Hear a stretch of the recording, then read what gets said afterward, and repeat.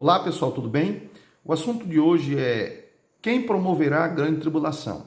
Eu espero que esse seja um assunto bem proveitoso para você.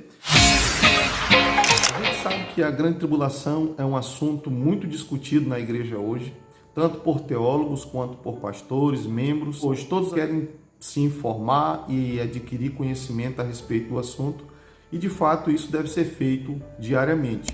Porque não só Jesus falou a respeito do assunto, como também os seus apóstolos. Nós vemos isso no sermão profético de Jesus, em Mateus capítulo 24. Vemos também nas cartas de João. Vemos também nas cartas de Pedro, nas cartas de Judas. Paulo também fez alusão ao assunto. E quando se trata de grande tribulação, logo a gente pensa quem promoverá isso? Deus ou o anticristo? Mas antes da gente ir para o assunto de quem promoverá a grande tribulação, vamos em primeiro lugar verificar duas questões. A primeira é o significado da palavra tribulação. E a segunda é o que de fato vem a ser a tribulação. Porque o significado vai nos dar algumas ideias, o que é a tribulação vai também ampliar esse nosso ponto de vista. Em primeiro lugar, tribulação significa prensar, imprensar, opressão, aflição e tribulação. Então você viu aí o que significa a palavra tribulação. E o que vem a ser a grande tribulação? A grande tribulação, do ponto de vista de alguns teólogos, é um período de 7 anos em que o anticristo governará o mundo. E a partir do seu governo, ele irá perseguir os santos de Deus. E para outros, esse período não será de 7 anos, mas de 3 anos e meio. Ele governará durante esse período de 3 anos e meio.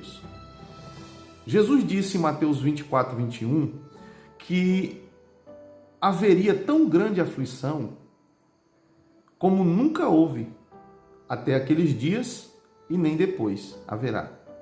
Ou seja, o que nós conseguimos compreender nesse versículo é que Jesus estava fazendo alusão a esse período da grande tribulação, que é um período escuro, período de trevas na terra. A curiosidade de alguns é quando isso se dará, em que período? Eu posso lhe dizer, baseado na Bíblia, eu não tenho como lhe dar uma data a respeito de quando vai acontecer, mas falamos de períodos. No período do 5º selo, abriu-se o 5º selo e João teve uma visão dos mártires que morreram na grande tribulação. E vemos isso no capítulo 6 de Apocalipse e no capítulo 7 também, versículo 14, quando o ancião de dias chama João e pergunta quem era aquela grande multidão. João diz que não sabia. E o ancião de dias diz: esses são os que vieram da grande tribulação, que são os que entregaram a sua vida pelo testemunho de Jesus Cristo, os que decidiram morrer por Jesus, pela causa do Evangelho. Isso é apresentado no livro de Apocalipse como sendo a grande tribulação. E quem promoverá? Para você entender quem promoverá a grande tribulação, eu quero pegar como exemplo o período em que os hebreus ficaram dentro do Egito. Baseado nesse período histórico, nós vamos compreender quem promoverá a grande tribulação. Quando os hebreus, após a morte de José, permaneceram no Egito, e ali eles ficaram escravos de Faraó e começaram a trabalhar para Faraó, a Bíblia nos diz que eles eram oprimidos. Por isso que eu fiz questão de falar a respeito do significado da palavra. Eles eram oprimidos, afligidos por Faraó. Até que Deus resolve libertar o seu povo e envia seu servo Moisés. E Deus derrama dentro do Egito as 10 pragas. Então nós temos ali uma figura de anticristo, que é o faraó, e temos Deus derramando o seu juízo dentro do governo daquele anticristo ali prefigurado, né? Então, faraó representa o anticristo que promove a grande tribulação e Deus derrama a sua ira. Muitas pessoas confundem a grande tribulação com o derramar da ira de Deus. Entenda que a grande tribulação ela começa no capítulo 6 do livro de Apocalipse, quando abre o 5º selo. Ali inicia-se a grande tribulação.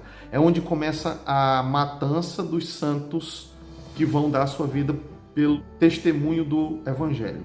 Então começa no versículo 9, ali está explícito mártires da grande tribulação. João tem a visão novamente no capítulo 7, no versículo 14, a respeito dos que estavam embaixo do trono de Deus, com as suas vestes salpicadas de sangue.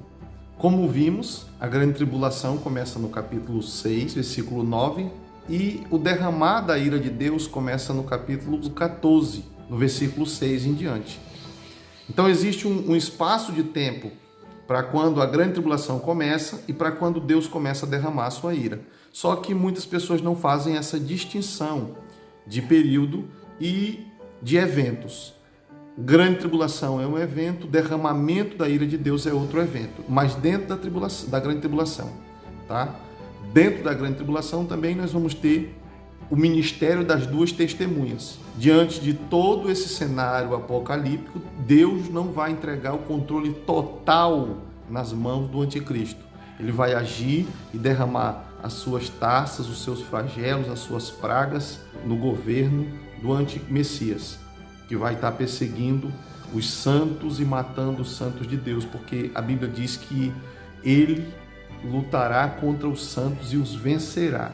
Então esse será um período de densas trevas no mundo, onde os santos de Deus serão martirizados por amor ao Evangelho. Espero que você tenha gostado desse vídeo e se você não é inscrito, inscreva-se no nosso canal